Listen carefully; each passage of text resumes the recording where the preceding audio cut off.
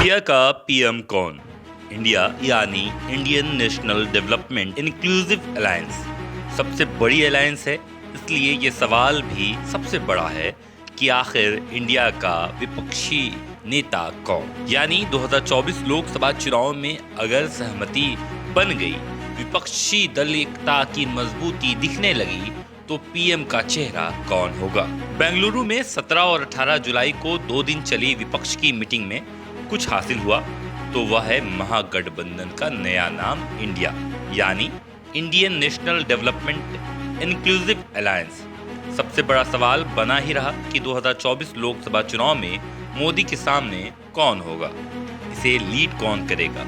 हालांकि अभी तक ये तय नहीं हुआ है। इंडिया में शामिल 26 पार्टियां अब मुंबई में मिलेंगी। इससे पहले ये बेंगलुरु में मुलाकात थी और उससे पहले पटना यानी बिहार में मुलाकात हुई थी। इसी में तय होगा कि विपक्षी गठबंधन का चेहरा कौन होगा। अगली मीटिंग की तारीख अभी तय नहीं की गई है। सारी बातें 11 मेंबर की कोऑर्डिनेशन कमेटी तय करेगी।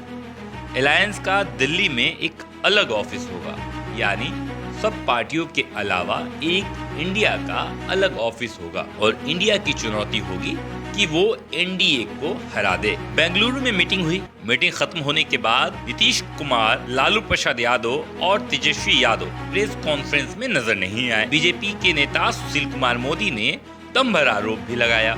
आरोप लगाया कि अलायंस का संयोजक ना बनाए जाने से नाराज होकर नीतीश बिहार लौट गए। हालांकि नीतीश कुमार ने बिहार लौटकर इसकी पुष्टि की। उन्होंने बताया कि उन्हें राजगीर पहुंचना ज्यादा जरूरी था और वहां उनका कोई काम नहीं बचा था। रही बात एनडीए की, तो उनका काम है बोलते रहना। 2024 के बाद वो शांत हो जाएंगे। साथ ही साथ नीतीश की पार्टी यानी जेडीयू के अध्यक्ष ललन सिंह ने नाराजगी की खबरों को गलत बताया। संकेत मिल गए कि अलायंस में एका बनाए रखनी बड़ी चुनौती होगी। इससे पहले अलायंस का नाम इंडिया रखने पर भी नीतीश कुमार राजी नहीं थे। उन्होंने कहा कि ये देश का नाम है, क्या ये नाम किसी पार्टी को दे सकते हैं? आप लोग सहमति बना लीजिए, अगर आपकी सहमति है तो हम मंजूरी दे देते हैं। नए गठबंधन को लीडर के अलावा भी कई चीजों पर सहमति बनानी है, जैसे सीट शेयरिंग, कॉमन कैंडिडेट, विधानसभा चुनाव में आपसी तालमेल और रीजनल पार्टियों की महत्वाकांक्षाएं।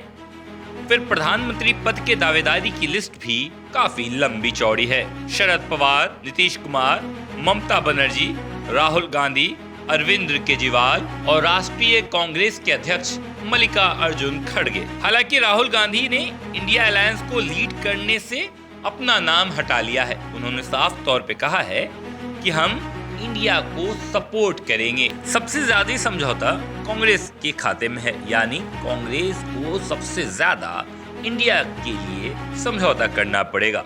कम सीटों पर चुनाव लड़ना होगा। अलायंस के केंद्र में कांग्रेस है।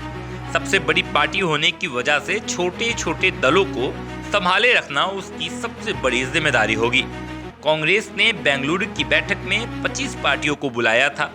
इनमें 17 पहले से उसके साथ हैं और 8 पहली बार लोकसभा चुनाव में कांग्रेस के साथ आ रहे हैं। तो कांग्रेस के साथ राहुल गांधी के लिए भी बहुत बड़ी चुनौती होगी और जिम्मेदारी होगी कि वो अपने छोटे दलों के साथ कैसे पेश आते हैं। हालांकि लोकसभा 2024 चुनाव में पीएम का चेहरा कौन होगा, ये तीसरी मीटिंग यानी जो मुंबई में होने वाली है उसमें निर्धारित कर दिया जाएगा।